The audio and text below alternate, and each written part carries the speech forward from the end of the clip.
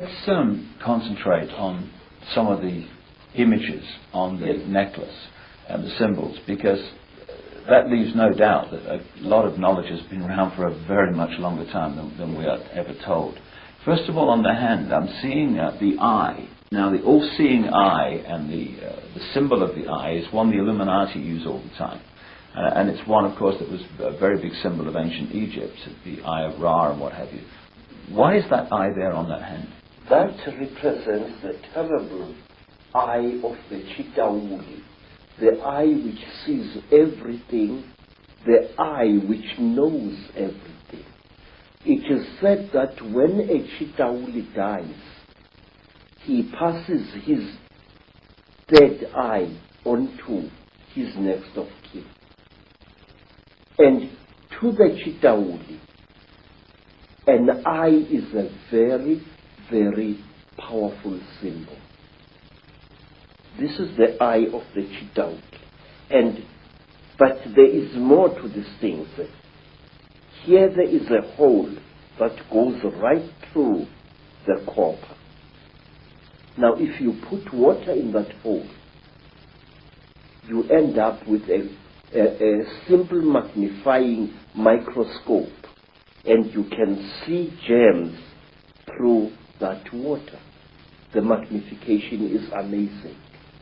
The great symbol that's pointed out again and again on the dollar bill, which is on the reverse of the Great Seal of the United States, yes, put on there by the Illuminati, a president called Franklin Delano Roosevelt, is the all-seeing eye. And so is it your understanding that the all-seeing eye, when it's used by the Illuminati, represents this third eye of the Chetahuli? Yes, I do. I really am sure of this. Why? Because in Africa, even ordinary human eyes are regarded as very powerful devices of magic.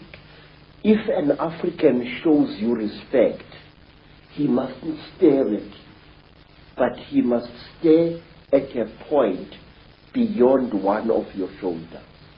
Now, we call this Hlonipa, which means deny me your eyes. We believe that when emotionally roused, an ordinary human being can inflict great damage on another human being by the unseen fires that emanate from one's eyes.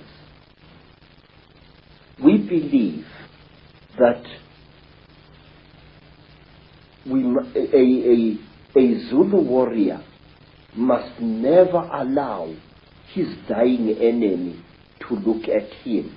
For example, when a Zulu was killing an enemy, he used to cover that enemy's face with his shield to prevent the enemy looking upon him with his eyes and putting a curse upon him.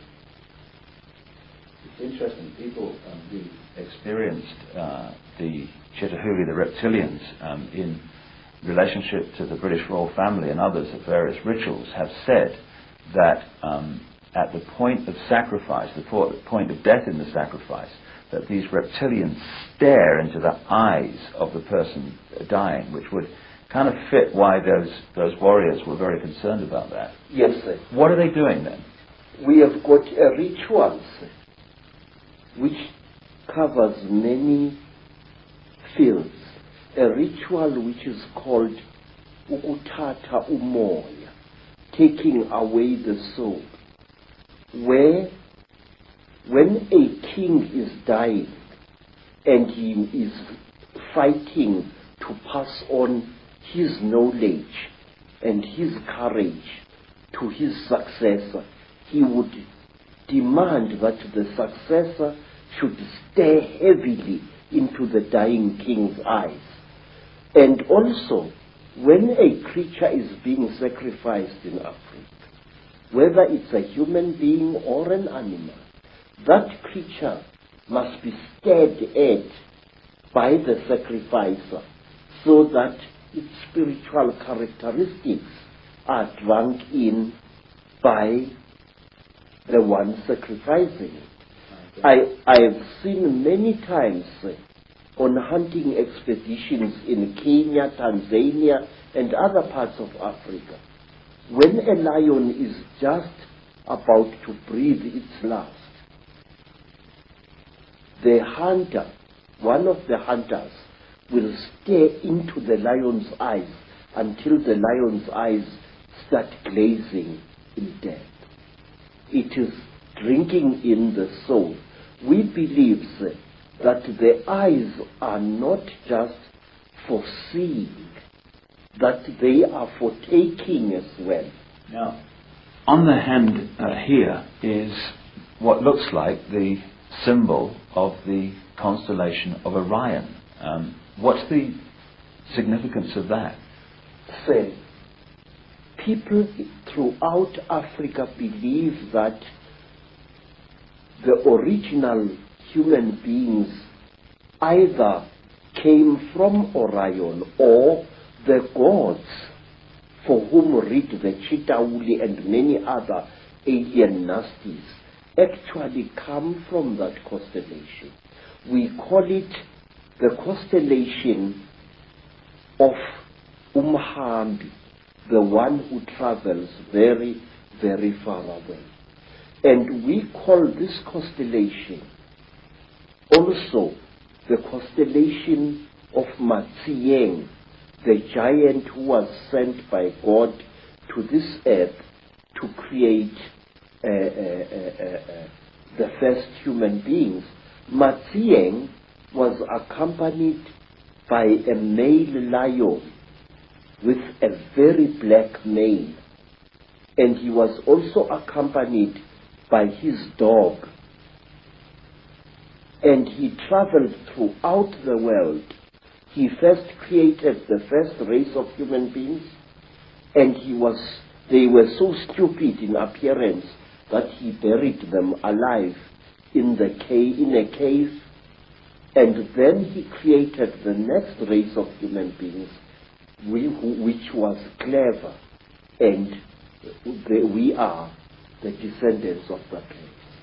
Also on the hand is what we would call today the Star of David, which of course is not actually a Jewish symbol. It started being used quite relatively recently in that sense, but it's actually a symbol that's been found all over the ancient world. What's the significance of that being on the hand? There are several interpretations of this very powerful magical symbol. We say that there are actually two universes living side by side.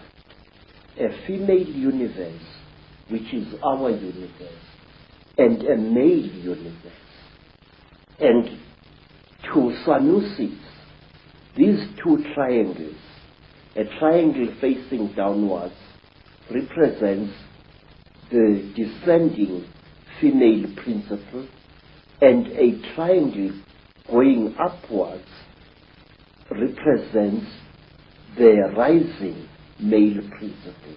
It is a symbol of the unity of the feminine and the masculine. It is in fact the symbol, a very important symbol of duality.